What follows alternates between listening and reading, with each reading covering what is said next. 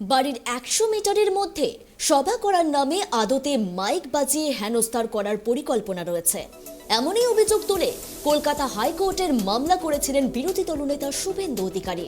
সেই আর্জি বৃহস্পতিবার খারিজ করে দেয় আদালত এবং জানিয়ে দেয় অন্যান্য সব কর্তৃপক্ষের অনুমোদন থাকলে সভা করা যাবে। সভা করা গণতান্ত্রিক অধিকার বলে উল্লেখ করেছেন বিচারপতি রাজশেখর মান্থা। আগামী 3রা ডিসেম্বর কাঁথিতে তৃণমূলের ওই সভায় থাকবেন তৃণমূলের সর্বভারতীয় সভাপতি অভিষেক বন্দ্যোপাধ্যায়।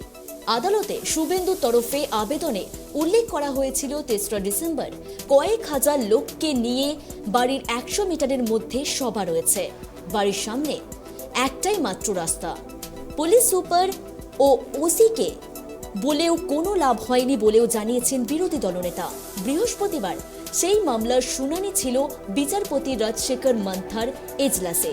শুনানি শেষে বিচারপতি জানান সব কর্তৃপক্ষের অনুমোদন পেলে শুভেন্দুর বাড়ির সামনে সভা করায় কোনো আপত্তি নেই হাইকোর্টের। সভা বাতিল নয় বলে জানিয়ে দিয়েছে আদালত।